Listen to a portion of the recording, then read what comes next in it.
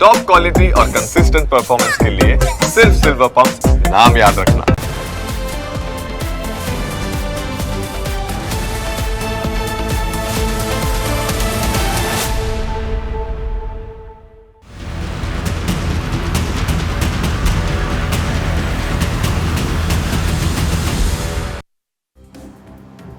સમાજમાં શ્રદ્ધાના નામે અંધશ્રદ્ધા એવી ઘર કરી ગઈ છે કે લોકો તેને સમજી નથી શકતા અને પછી પરિવારના કલ્યાણની વાતો તો દૂર કરી કકળાટ વધી જાય છે, કારણ કે ઢોંગી ભૂવા રૂપિયા અને પોતાની હવસ સંતોષવા માટે કોઈ પણ હદ સુધી જઈ શકે છે।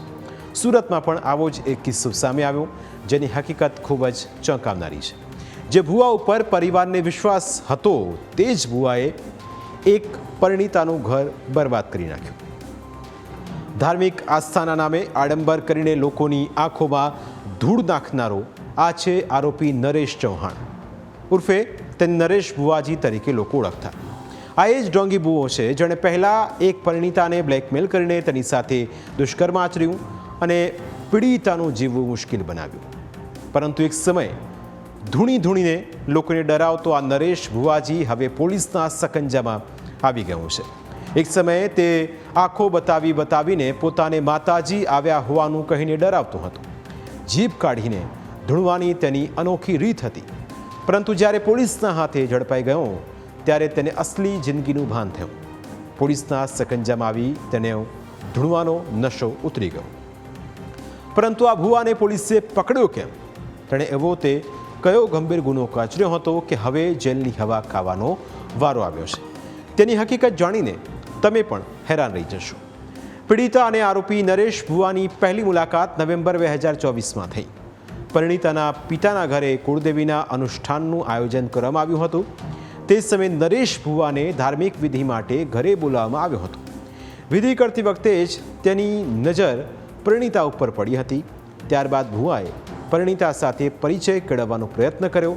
તેણે ઇન્સ્ટાગ્રામ પર યુવતીની પ્રોફાઇલ શોધીને તેને મેસેજ કરવાનું શરૂ કર્યું। વાતોમાં વિશ્વાસ જીતીને અને માતાજીના નામે ડરાવી કે લલચાવીને તેણે પરિણીતાનો પર્સનલ મોબાઈલ નંબર મેળવી લીધો। નંબર મળ્યા બાદ ભુવાજી પરિણીતાને ફોન કરવા લાગ્યો હતો, જેમાં નરેશ ભુવો સતત પોતાને માતાજીનો સેવક અને ચમત્કારી પુરુષ તરીકે રજૂ કરતો। એક દિવસ તેણે પરિણીતાને માતાજીના ખાસ આશીર્વાદ લેવાનું કહીને મળવા બોલાવી। આરોપીએ યુવતીને સુરતના સિંઘણપોર 4 રસ્તા પાસે આવેલી યોગ હોટલમાં બોલાવી હતી।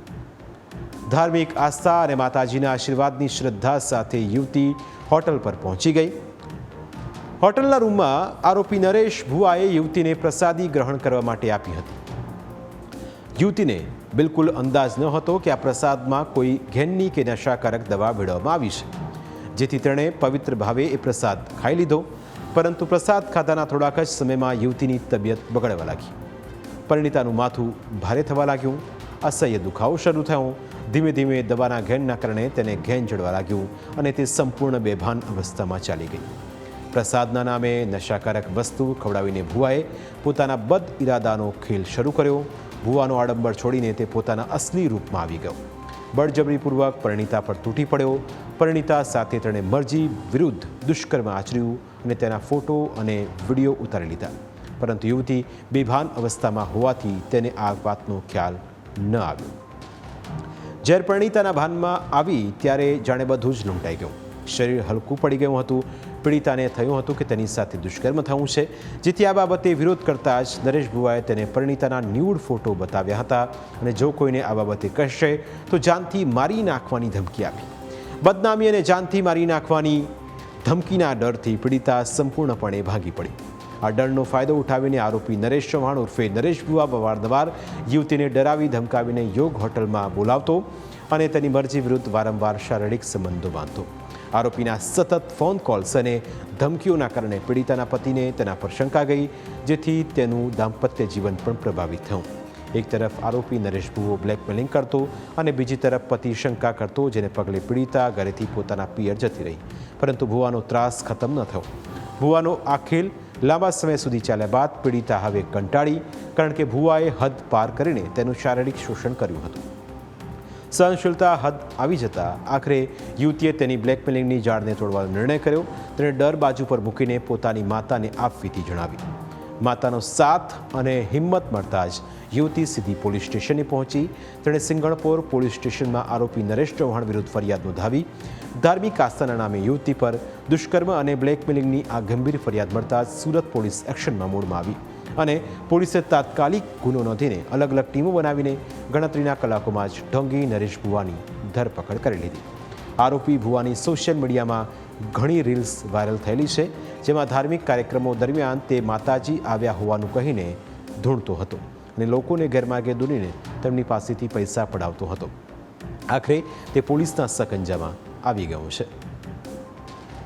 આરોપીએ ઇન્સ્ટા આઈડી પર ફરિયાદીને ફ્રેન્ડ રિક્વેસ્ટ મોકલેલી, જે ફરિયાદીએ સ્વીકારેલી અને એકાબીજાના મોબાઈલ નંબર આપલે કરેલા. એપ્રિલ 2025માં આરોપીએ ફરિયાદીને સિંગણપુર 4 રસ્તા સ્થિત હોટલ યોગમાં મળવા બોલાવેલા, જ્યાં તેમણે માતાજીનો પ્રસાદ ફરિયાદીને આપેલો. જે ફરિયાદ પ્રસાદ ખાધા બાદ આરોપી બેભાન અવસ્થામાં ગયેલા હોય, જે એમને ભાનમાં આવતા તેમને જોયેલું કે તેમના શરીર ઉપર નિર્વસ્ત્ર હોય. જે બાબતે ફરિયાદીએ આરોપીને પૂછતા આરોપીએ ધમકી આપેલી કે અગર તમે કોઈને આ બાબતે વાત કરશો તો હું તમારા ન્યૂડ ફોટો વિડીયો વાયરલ કરી દઈશ. જે અનુસંધાને ફરિયાદીની ફરિયાદ ઉપરથી ભારતીય ન્યાય સંહિતાની કલમ 351(3), 123, 64(2) મુજબ ગુનો દાખલ કરી આરોપીને અટક કરી આગળની તપાસ જારી છે. હવે નરેશ ભુવાની લાઈફસ્ટાઈલ કેટલી શાનદાર હતી તે જોશો તો તમને પણ ચોંકી ઉઠશો. તે ભક્તિમાં બહાને લક્ઝરિયસ લાઈફ જીવતો અને 120ની સ્પીડે કાર દોડાવીને સોશિયલ મીડિયા પર રોફ જમાવતો. ભુવા નરેશ 120ની સ્પીડે કાર ચલાવીને રીલ્સ બનાવી હતી અને તેમાં લખ્યું હતું કે ભગાડ ભુવા ભગાડ. નરેશ ચૌહાણ મૂળ અમરોલીના છાપરા ભાઠા વિસ્તારમાં ભાડાના મકાનમાં રહે છે. જો કે લોકોને આંજવા અને પોતાની જાળમાં ફસાવવા માટે તે સોશિયલ મીડિયા પર વૈભવી લાઈફસ્ટાઈલના વિડીયો પોસ્ટ કરતો રહે છે. 12 થી 15 લાખની લક્ઝરિયસ કારમાં એન્ટ્રી પાડવી અને 120ની સ્પીડે બેફામ કાર ચલાવવાના વિડીયો બનાવીને તે સોશિયલ મીડિયા પર કરોડોપતિ હોવાનો દોડ કરતો હતો.